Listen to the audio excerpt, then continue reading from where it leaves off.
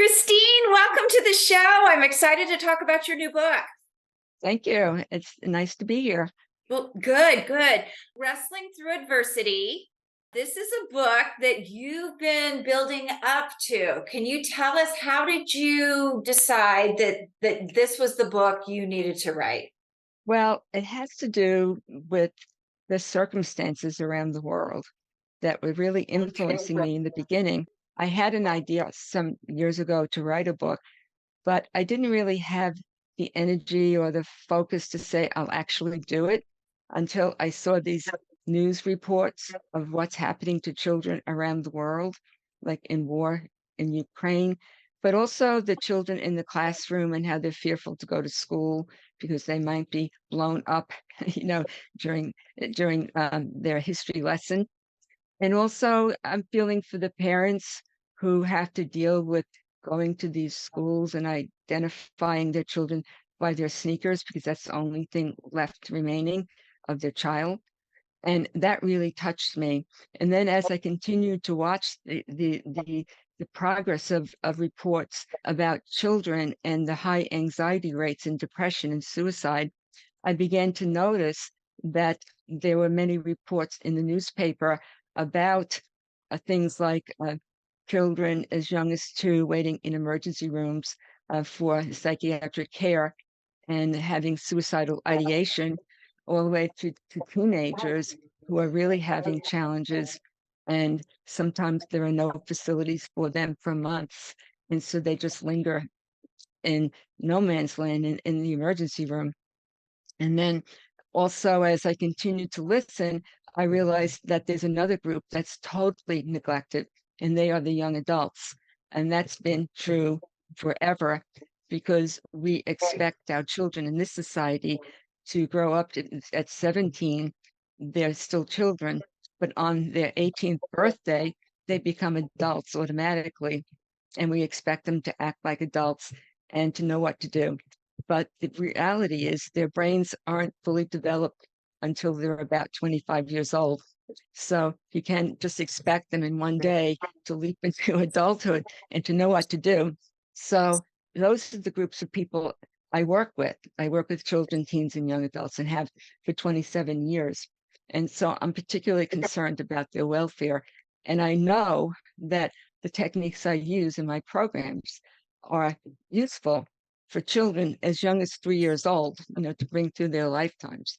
So I decided to write this book to show people that there's something they can do to help their children to grow, and also something in it for them as parents, and also healthcare professionals, coaches, or anybody who wants to read this book, because it has information about what you can do to help yourself to grow and to be resilient. Yeah, I know. And you and I have talked a lot about there are about 2 generations there that are not one bit resilient. But you're also Exactly. a peak performance coach. So let's talk a little bit about that, because the name of the book is Wrestling Through Adversity. And it truly is because you've worked in the wrestling world. Yes, I do work with wrestlers. I have a program called Winning Ways for Wrestlers that I developed many years ago. That was one of my first programs. And that's because my son was a wrestler from the age of 7 all the way up through college. And I know the problems and challenges he had with performance, as many wrestlers do. So when my children became teenagers and they were involved in sports, and I have 4 children, I noticed that they were having challenges after watching them in practice, and they were fine, and then they'd go out onto the wrestling mat or the balance beam or run track, and their performances lacked luster, you might say. So I decided, well, I'm going to learn what to do. I had experiences in my life where I used self-hypnosis and also mindfulness and meditation when I had a series of miscarriages and I wanted to have a baby, and I was only given one option, and that is to take a toxic drug so that I could maintain the pregnancy. And that was my only hope, the doctor said. And he gave me this prescription for DES, which is diethylstilbestrol, which at the time was known to cause cancer in the mother, but also cancer in the offspring. So I didn't want to take that medication for anything. And I decided I was going to develop my own self-help program. So I did that. I learned these new techniques. I got in the zone, the fertility zone, and I helped myself to have these babies, these healthy babies. So so I had that background, and I knew that this approach needed to be holistic, mind, body, spirit, and emotion to be really effective. And I couldn't find anybody who would help my children with their performances. It's either it's either you don't have a problem or you have to go to therapy for it, and there's nothing in between. So I studied peak performance coaching and became a clinical hypnosis specialist. And also I use my nursing background, medical surgical nursing background, to work with my clients, particularly athletes, to help them through injury and to recover and to win and feel good about themselves. And I know we've had discussions about how tough it is in today's world. There's so much pressure on Mhm, these kids. Back when you and I were, athletic, you mhm, went and you tried out for your high school team. Now, I know from mhm, my kids that mhm, you weren't getting on those teams unless you had been part of club teams. And, mhm, in the case of my daughter as a soccer player, she was on a premier team. So, mhm, so much pressure all the time, plus keeping up their grades, plus, mhm, all of what's going on in the world. There's a lot mhm. of pressure on kids today, social media too. So, Oh, you're yes. Oh, yes. And it comes from different directions. And and I read that 60% of college students admit to having mental disorders when they enter college. And I'm saying, oh my goodness. And of course, their rates of depression and anxiety and suicide were high before the pandemic, but it's been exacerbated since COVID-19. And so there are all these studies about all these challenges that colleges have and what they should do about it. But it comes down to caring about people, caring about the students, and having programs where that they can relate to, and having the time, especially for elite college athletes, to have the time even to go to peak performance sessions, or to learn how to use the power of their minds, and then transform that into what they need to do when they graduate into their professions. So they athletes, as you know, because you were an elite college swimmer, that you have great skills. You have to really prepare yourself mentally, physically, um, have your plan of action for when you swim, etc. And all of those are great skills to carry forth in your life. But if you get depressed and you're anxious, you may end up like some college athletes committing suicide. And that was a horror to me. And that was the the straw that broke the camel's back for writing this book, because I work with college students and I work with high school students and all the way up through college, and even sometimes students who are 9 years old, and they come back at various times in their lives to um, to build up their skill level and the mental rehearsal and the mindful toughness skill sets that I teach. So they say, I'm not learning anything. Nobody's teaching me hands-on things, hands-on tools. So they come back and they say, now I'm graduating from college and I need to get my first job. Can you help me? So we work, and they feel totally confident. Yeah, and there is a statistic out there to go back to how important this is, that most of the major female CEOs today for major corporations were elite athletes at one point. Hmm. So there's a Hmm. lot of discipline that happens there. Hmm. I think it's discipline, not only discipline, but resilience and overcoming obstacles. Yes, And yeah, there's a absolutely, lot there. overcoming obstacles. And if you don't have the obstacles to overcome and make mistakes, you'll never become resilient. So the sports environment is ideal for that, to learn what to do and to grow in resilience. But it's a waste of energy if you end up depressed or quitting, at that point, or even, as I said, feeling so depressed you want to take your own life. So that's really what we need to deal with, and be aware of, and have programs that teach like conflict resolution, and managing your stress, along with these high level skills, athletic skills, which um, in the past Um, they say you should be strong, you should be relaxed, and that doesn't help. You need to have the same kind of training you have for the skill of how to swim or how to wrestle, and that's not incorporated into their programs.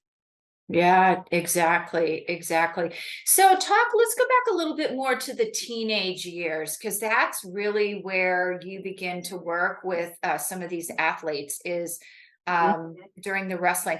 Tell us the story around how you got into this when you went to the was it the Olympic? Well, there are many aspects to this. It was mostly when I decided that I was going to work with wrestlers, and that was, as I said, through the association with my son and the knowledge of it, over the years since he was 7 years old. And I started off with just going out to calling different wrestling schools. They have private schools, and offering my services. And at first, I gave them for free, and they were a little skeptical. Mostly male, coaches at that time, and male wrestlers. There weren't very many female wrestlers when I first started in 1996, and so I people were a little skeptical. But then I decided I was going to give this big presentation to a bunch of wrestling coaches, and they accepted me and said, okay, sure, come. So I developed a program, and I decided to have little diagrams, and I was going to call wrestling holistic, right? It's a holistic sport, which was foreign to these coaches. So I walked into the dinner they had the night before. They were all sitting there, and I was the only female present. And they said, "So are you a psychologist?" I said, "No, I'm a nurse." He said, "Oh, we're not injured. How come you're here?" So right away, that set the stage for me. And then they knew about me through my son, so they were calling me Mrs. Silverstein, um, and using my son's name and saying, "Oh yes," But in the meantime, in their heads, they were thinking, "Well, what is she going to tell us about teaching wrestling?" Well, as it was, I was very fortunate that the Olympic champion, Kurt Angle, who had just won the gold medal in the previous Olympics, he was the clinician there to teach the skills to the high school coaches, and he was very, very gracious. And when the coaches weren't listening to what I was saying, he said, "You better listen to her because I used this to win the gold medal," and that helped me with my credibility. And so I went onto the mat, and I was talking in the middle of my presentation. This was in a hotel, and they had a wrestling mat on the hotel, a room in the hotel, and the lights went out. The lights went out. So my husband was recording, and I said, "Oh no, what do I do? I can to talk in the dark." And then you could hear the dishes rattling in the kitchen next door. And so I got through that, and all the principles I wanted to teach. I showed them diagrams that I drew by hand about the highway to success and the Humpty Dumpty syndrome. And I explained all of these things to them, and it was beginning to make sense. And then I took them on a place. Well, nobody wanted to wrestle with Kurt Angle because of his large muscles. He had legs like big and mature oak trees. His thighs were very, very thick. And so they didn't want these middle-aged wrestling coaches didn't want to wrestle with him, but they threw somebody out from the audience, like the gladiator in the Roman Colosseum, and he started to wrestle him. So anyway, I got to the visualization, and they're saying, "Oh no, this isn't going to work. This hypnosis, I don't do this." And so I gradually brought them into the scene of the ocean, and they were in the water, and they were doing, floating, and all the imagery that I used. And then I brought them onto the wrestling mat to really support what they were doing in the clinic. And so after they opened their eyes, they said, "Oh, that was great. That was I didn't know how easy it would be to take down Kurt Angle." So the same person who Did thought he they? didn't, they threw him out, so he did it in his imagination. It was so easy, right? So then that was a success, and the coaches really understood the holistic nature of their sport. So I consider that something that I look at in the past and I say, how did I even do that? But at the same time, they were open and that's how they learned. So from then, since then, I work with many teams and also coaches and of course athletes, many wrestlers as young as rec programs all the way up through college and international wrestlers as well. Very good, very good. So you talk a little bit about in the book about anxiety that's going on with the kids. Can you talk a Mhm. little bit about that? Because you and I have had discussions about a certain generation dating and complaints about I can't find someone who's not medicated. Mhm. That's right. There's so much. Well, children are started on drugs as early as 2 years old. I mean, they're too active. They have depression. They have childhood depression, and they're started very young on drugs. And I don't think that any child should be on drugs at a very young age, but particularly without any kind of behavioral modification. So they can take it temporarily because they're having some challenges with anxiety, but they should learn new skills so they can become resilient. And these are very simple things to do, but the idea is that they're on medication and they might be on it for years and years and years. And that's a fact I know from some clients I work with who come in they're in their 30s now, they can barely stand. And they've been on these medications since early childhood and they have challenges with diabetes and they can't move around without holding on to furniture. And I attribute that all the medications and the challenges you have with coming off those medications after being on them for so many years.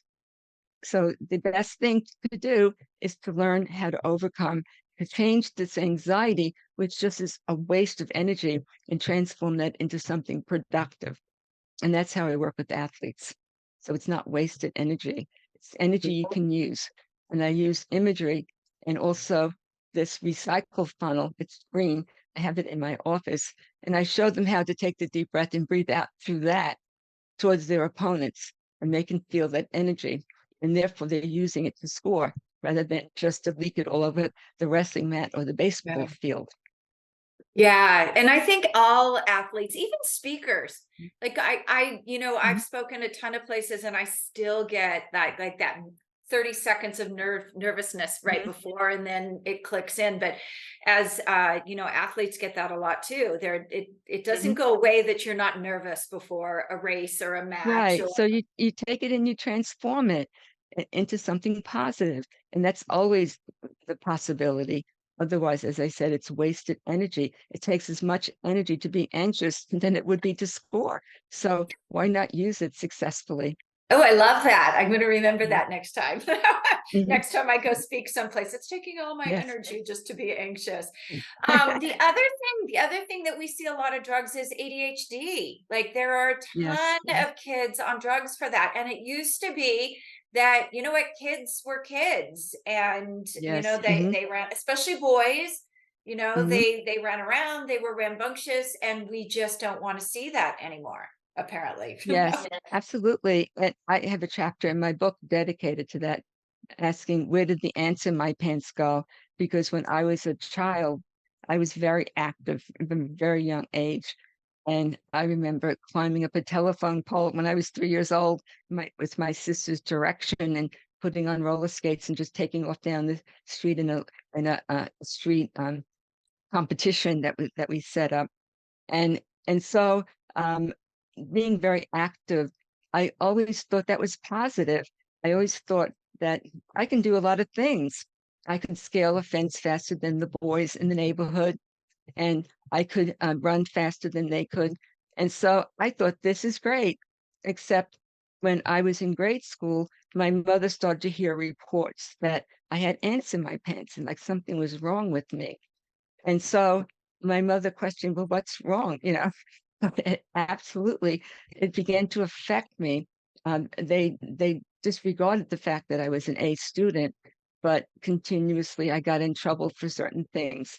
Like when I was in the 8th grade, I was in Catholic school and there were 50 students in each classroom. So one day my teacher was absent.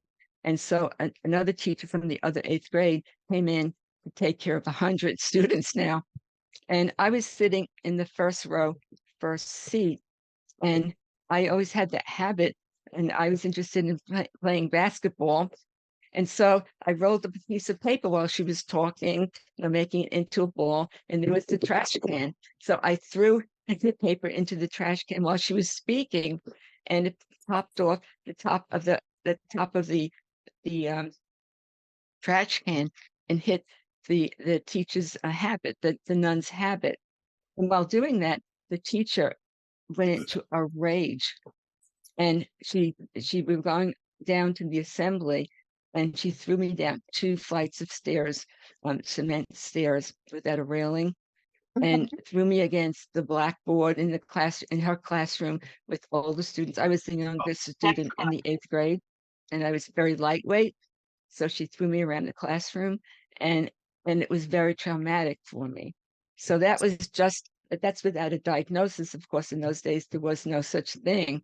And of course, the nuns weren't, you know, they couldn't really diagnose you, even if there was. So at the same time, this continued. It was a fact that sometimes I would do so many things. My mind would be jumping around way ahead of everybody else. And so I had to adjust. And it happened all through high school, in math class, and then later on in nursing school when I went there when I was 16, and I had trouble keeping up with the other students. A matter of fact, in nursing school, my watch was dropped, and my watch was the second hand, and I didn't have money to buy a new one. So I had to take the pulse of the patient, shaking my left hand with my watch so it would start, and then taking the pulse with my right hand. And so that was quite a challenge for me. Oh, But I um, bet. but it did help me to pace myself in my life, right? So so I can identify with the children now who have had this challenge, and also to say I never considered it a disease, and I never considered high energy as a problem, and neither did the other members of my family, because we were all raised by my parents who valued this. So at any rate, I I learned to adapt. I grew from my mistakes. I accomplished a lot of things in my life as a result of transforming my energy and the anxiety and high energy into something productive. And it was very interesting that when I was an adult, I went to a biofeedback expert, and he helped me to understand that my high energy could produce wonderful things if I could just learn how to use it wisely.